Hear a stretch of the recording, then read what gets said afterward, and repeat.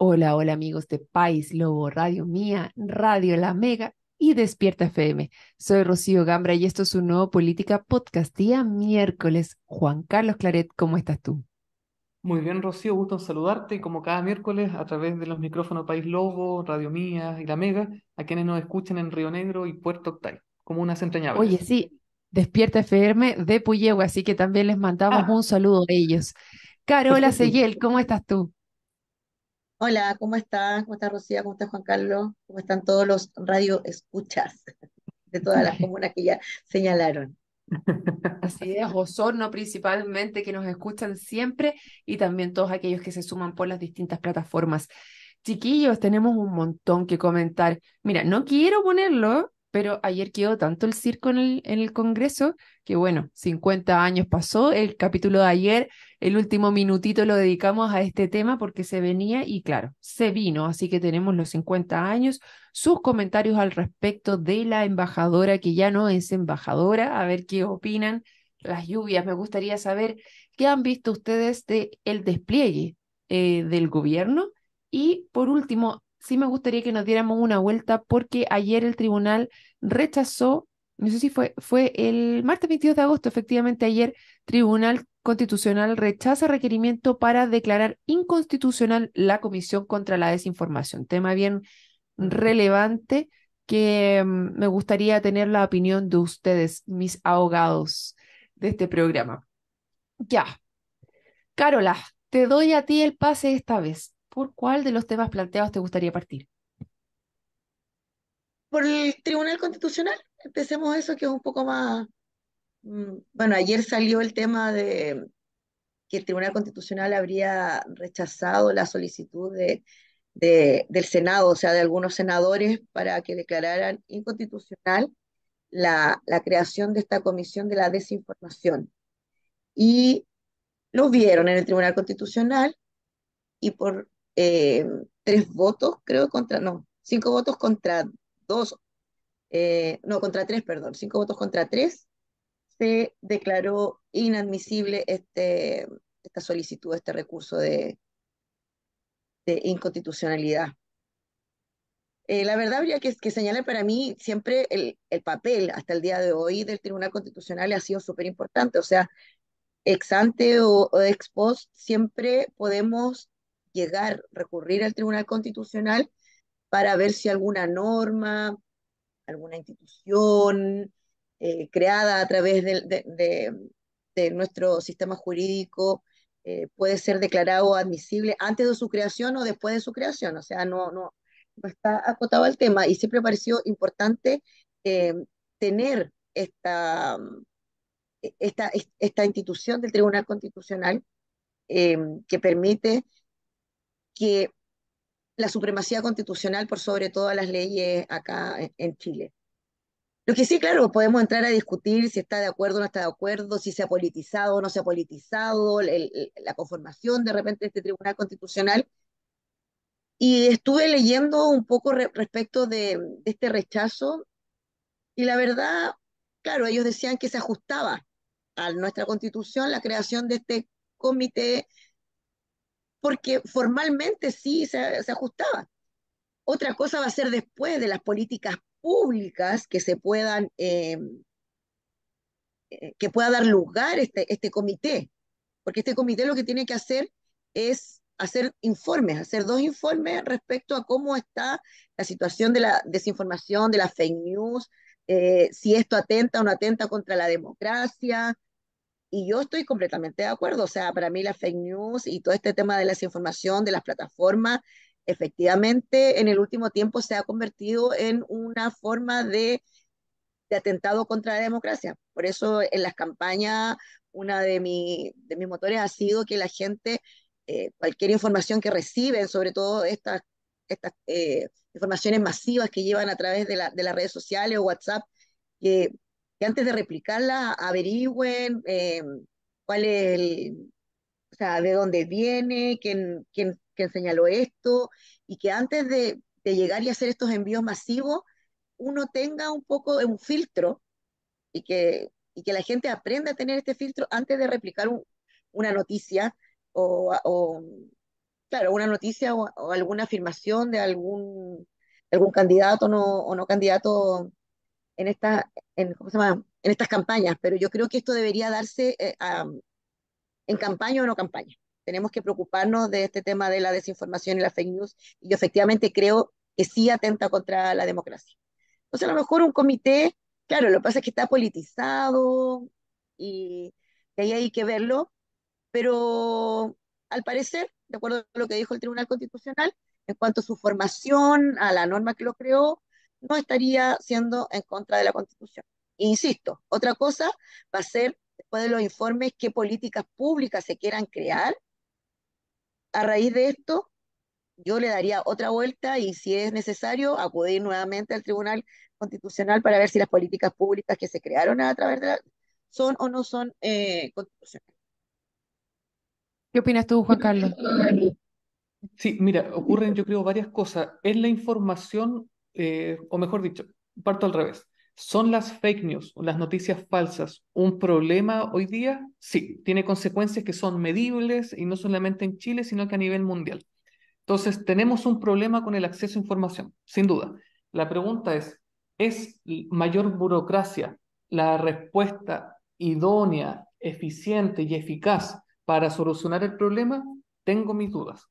Pero reconociendo de que tal vez una comisión en sí mismo no va a solucionar el problema, lo cierto es que es legítimo que cualquier órgano del Estado, más aún cuando es ad honorem, es decir, de forma gratuita, quiere reunir a expertos para por lo menos tener sugerencias sobre cómo poder abordar públicamente un problema que nos incumbe a todos. Y es ahí donde, claro, no siendo la existencia de una comisión inconstitucional en sí mismo, como bien dice Carola, el quid del asunto va a estar respecto a cuáles van a ser las políticas públicas que los gobiernos de turno van a tomar de acuerdo a las directrices que le dé esta comisión.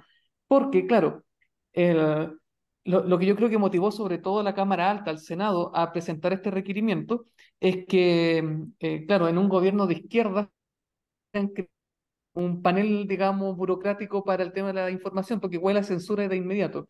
Si hubiese sido tal vez un gobierno de derecha, la discusión no estaría en ese aspecto, digamos, pero como correspondió, digamos, hacerlo, el Tribunal Constitucional zanjó, por estrecho margen, hay que decirlo, de que es conforme a la Constitución, donde tenemos que estar vigilantes cuáles van a ser las políticas públicas que se vayan a adoptar.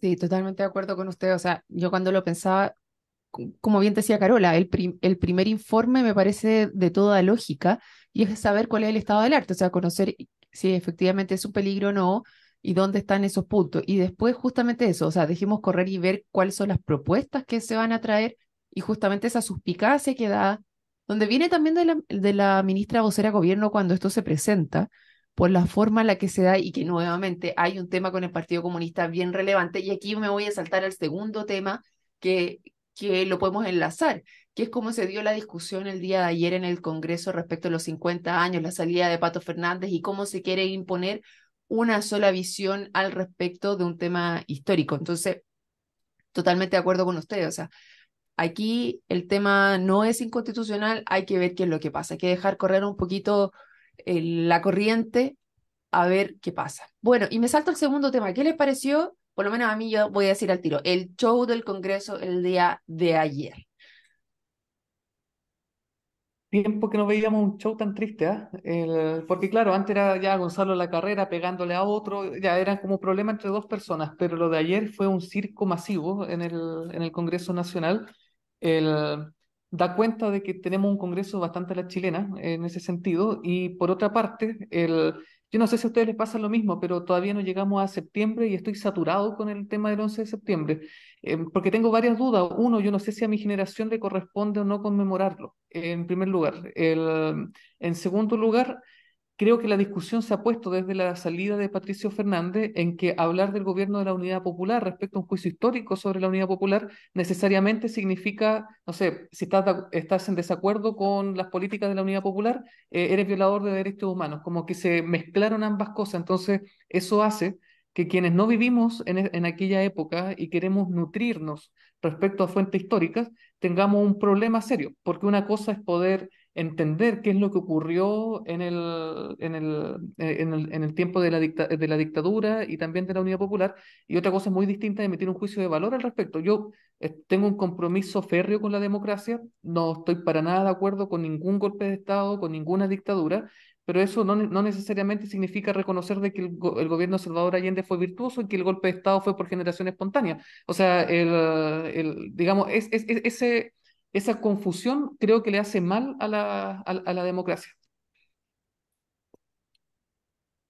¿Carola? Sí, yo opino lo mismo, la verdad que claro, 50 años, conmemorar, no sé, yo creo que todavía el país está súper dividido, o sea, para mí me tocó, quizás vivimos en una burbuja donde estábamos siendo todos, pero cuando vino para mí el estallido social, eh, en octubre del 2019, la verdad me di cuenta que efectivamente estábamos todavía divididos. O sea, después de esto, la gente nuevamente en las mesas, entre familias, entre amigos, eh, nos dimos cuenta de que estábamos todavía polarizados, que estábamos divididos todavía entre pinochetistas, no pinochetistas, a favor de Allende, en contra de Allende, cosas que no habíamos solucionado. Entonces, para mí, eso fue una de las razones por las que yo voté a favor de la reforma constitucional. O sea, eh, país se merece, o sea, Chile, mi país se merece estar, unirnos. Y si la constitución en ese momento era uno de los motivos de división, hagamos otra. Y eso fue una de las razones. Entonces, ahora, de repente, esta conmemoración está llevando lo mismo. No nos está llevando por un camino de chilenos unidos conmemorando 50 años de un hito histórico. No, nos está llevando por carriles totalmente distintos, conmemoraciones, cambio de nombres de calles, cambio de plaza, que la verdad no sé qué tanta razón de ser podrá tener o cuál es la finalidad. Claro, este es un gobierno de izquierda, lo sabemos, va a hacer estos cambios en favor de, obviamente, del gobierno de Allende, conmemoraciones aquí y allá, si hubiese sido al revés, cómo hubiese sido, pero la verdad yo creo que no debería ser tan parcial una decisión de conmemoración de un hito histórico y el gobierno debería llamarse a lo mejor gobierno, o sea, de todos y tratar de hacer una conmemoración un poco más unificadora. Y yo creo que no lo está llevando a cabo bien. Totalmente, totalmente de acuerdo con ustedes. También me gustaría ver más un tema de decir, ok, respeto de los derechos humanos por sobre todo y de las instituciones y la democracia. Punto, no hay más vuelta que darle. Y me recordaste, Carola, anteriormente cuando se hicieron cambios de nombre dependiendo de quién estaba, porque me acuerdo que hubo un momento que se llamaba, ¿te acuerdas? Antes se llamaba Avenida 11 de Septiembre, Sí. Ah, El eje Alameda Nueva Providencia Providencia, ya. a hoy Nueva Providencia, y eso se cambió, pero resulta que hay calle Salvador Allende también. Ahora no hay ninguna calle Pinochet, entonces, bueno, hay algunas cosas, ¿te imaginas qué pasaría? Ahora yo asumo que el 11 de septiembre tener una calle tan importante como Nueva Providencia es bastante complejo de tener, Oye, pero estoy de pero acuerdo que el foco se perdió. Dime, Juan Carlos. la carretera austral no tiene el nombre, ¿o sí?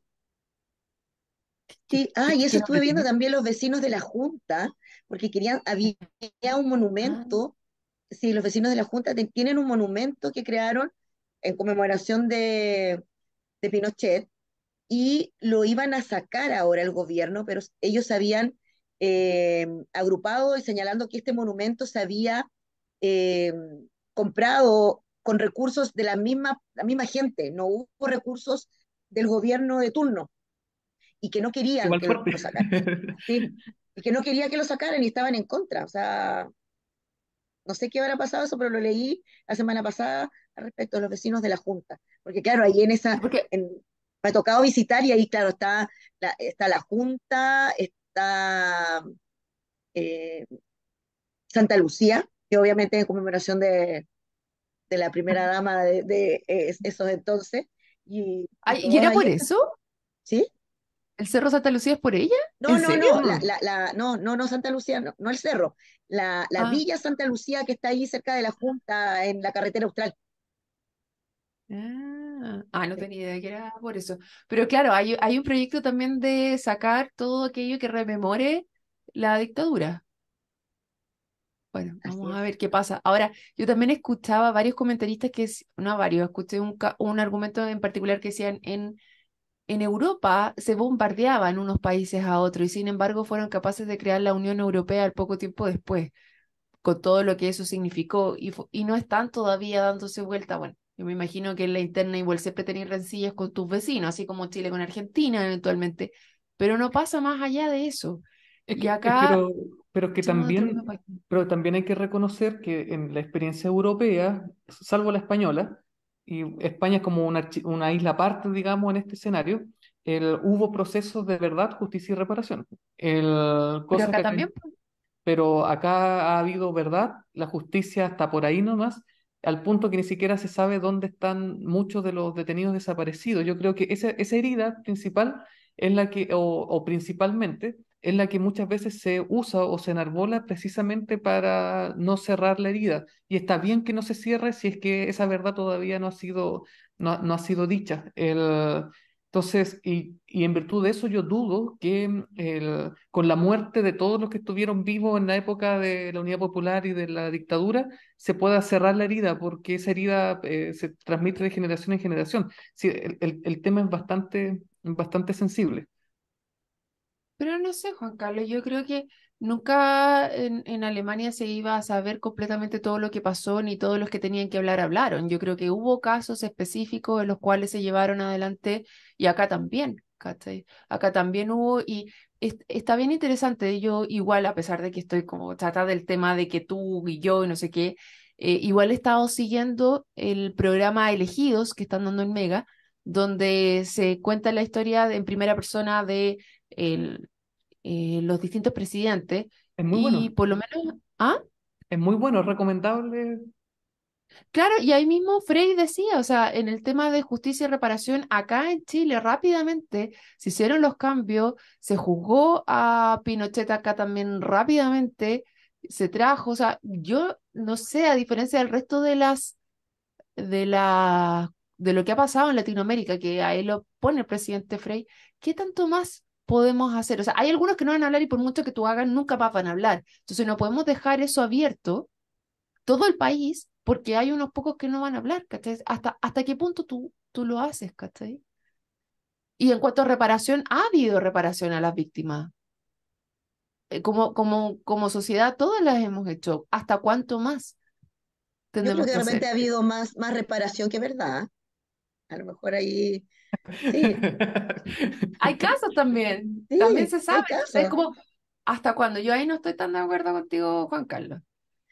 Es que, no sé, de repente en Alemania, de repente censura, ahí no sé si censura, pero no permiten hablar, no sé, de Hitler jamás. O sea, chao, se borró, es como que borraron ese periodo y cosas que como que lo traigan a la vida o no se puede.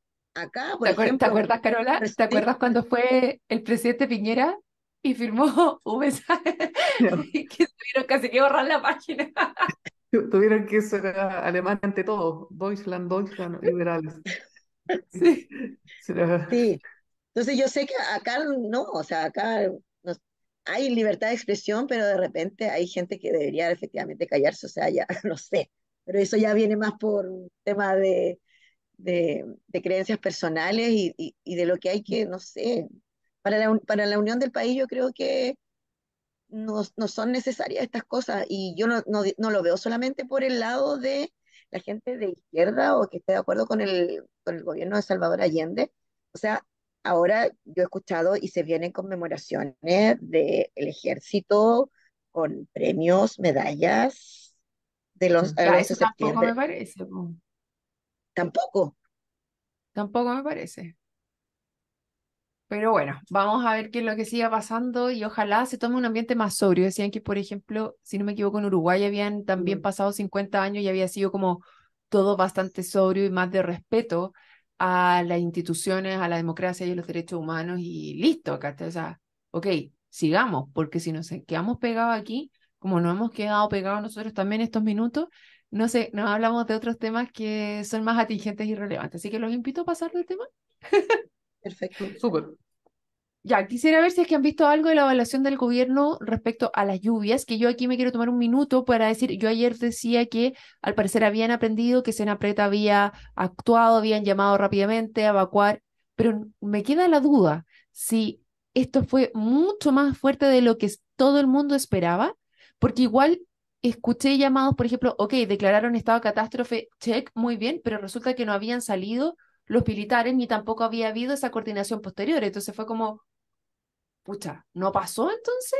Como que hicieron una declaración de buenas intenciones, llegamos hasta el primer punto y después segundo, tercero y cuarto nos quedamos parados. No sé, ¿qué percibieron ustedes, chiquillos? Carola. La verdad, o sea, más allá de meterme en temas como más eh, o institucionales de la declaración de estado de catástrofe, lo que viene, yo me quedé con varias reportajes de los mismos pobladores allá de la séptima región, donde ellos denuncian que fue la respuesta tardía del gobierno, más allá si se hizo dentro de la institución o no, la declaración, no lo sé, pero ellos señalaban, y eran varios que estaban contestes en eso, o sea, no era uno solo, sino que habían pedido ayuda, que habían ido y que esta respuesta había sido tardía. Y ellos señalaban que, dada esta respuesta tardía, la situación estaba tan mala como estaba en estos momentos, porque ellos estaban pidiendo, ya se venía, no sé, por la salida del río, estaban pidiendo las máquinas, estaban pidiendo rellenos, estaban pidiendo eh, bolsas de cemento, no sé qué es lo que colocan ahí como para hacer algún tipo de dique, y ellos lo habían hecho con unas 20 12 o sea, 12 horas de anticipación, habían hecho estas solicitudes, y no lo habían hecho. Entonces también hay que ver eh, a dónde se solicitó y si la Mm. respuesta, yo sé que la respuesta del gobierno tiene que ser coordinada, pero también están los gobiernos locales, está el gobierno central y, y no sé, nosotros estamos acostumbrados a todos los años lo mismo. Por qué nos falta este tema de la Ya, coordinación pero interna? esta cuestión fue más que lo mismo. Yo veía en la mañana en Curicó el agua de casas de dos Sí, pisos que era impresionante, o sea que los niños tuvieron que salir en el medio de la noche en bote, que se oye, yo quedé impresionadísima con Santa Cruz, o sea, Curicó, Santa Cruz, cómo se desbordó el río, Mm. Brigio. Juan Carlos, ¿qué Sí, opinas es que tú? me pasan varias cosas. A ver, ver al presidente Boric en Chillán con el pretexto de el natalicio de Bernardo Higgins, bueno, todos sabemos que no es o'higginista, digamos, y eso pero ¿cuál era la utilidad de estar en Chillán ahí para el 20 de agosto? Era precisamente por el Frente de Mal Tiempo. Y la verdad, aunque suene impopular, yo nunca he sido amigo de que las máximas autoridades del país estén durante la contingencia en el lugar, porque se transforman en un estorbo. No, es que hay que brindar la seguridad al presidente, que hay que destinar recursos. Entonces, lo mejor es que sean las autoridades pertinentes, las autoridades locales, las que gestionen, y después el presidente hace un control, digamos, de daño, una revisión, etcétera. Pero nunca me ha gustado que en una crisis las autoridades políticas ejerzan un protagonismo, porque para eso hay autoridades técnicas. El CERNAPREP, ¿cómo se llama ahora la ONEMI? No me acuerdo en este ¿Senapred? momento. École. Entonces, aunque suene impopular, nunca me ha gustado eso.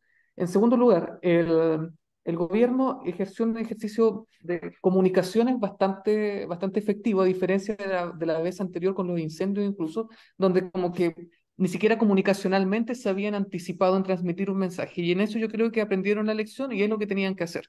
Ahora, ¿qué es lo que pasa? Y esto lo digo con mucha responsabilidad porque hay que estar en los zapatos de la gente. A nosotros, en mi historia personal, no me ha tocado vivirlo, pero también es cierto que hay muchas personas o que construyen en lugares que no están habilitados, construyen a la mala y después cuando ocurren estas cosas son los primeros en llorar. Entonces, a mí en ese sentido, yo un beneficio de inventario frente a mucho de lo que ocurre, porque aunque el gobierno no me diga, Juan Carlos, desaloja, yo igual como medida de resguardo, tengo que tomar la salvaguarda, porque después es fácil decirnos que es culpa del gobierno porque el gobierno a mí no me avisó. Ya, pero ¿dónde están las medidas de resguardo también? Sí, acá en este caso, el que a mí por lo menos me impactó es que son casas, no son casas de alguien que se tomó, sino que tenían todos los permisos que habían sido habilitados y ahí es que las municipalidades dieron los permisos donde no se podía, donde no deberían haber construido porque eran casas, no eran casas, viviendas sociales ni nada por el estilo, eran casas de material bastante, no sé, de cemento, ¿cachai? O sea, como Sólido. casas que te cuesta pagar, ¿cachai? O sea, de clase media, media alta que estaban con el agua todo el primer piso, o sea, una cuestión realmente impresionante. Entonces, ahí es donde tú dices, bueno, es importante que la municipalidad efectivamente entregue los permisos de construcción donde tienen que hacer, que tomemos en consideración qué es lo que pasa. Ahora también leía una noticia aquí a nivel de los lagos, donde también habían casas construidas muy cerquita de humedales, donde el agua se estaba yendo y que no podían intervenir por ser un humedal. Entonces es bastante complejo no tener en consideración la dinámica del lugar antes de construir y otorgar unos permisos así nomás. Y si sabes que son zonas inundables, bueno, entonces como municipalidad también, no solamente a nivel de gobierno central, sino como municipalidad poder entender qué es lo que pasa en tu comuna, también ahí es complejo. Chiquillos, llegamos hasta aquí porque se nos acabó el tiempo el día de hoy, bastantes temas, y los dejamos invitados para mañana a otro episodio de Política Podcast. Muchas gracias, Juan Carlos. Muchas gracias, Carola. Chao, chao.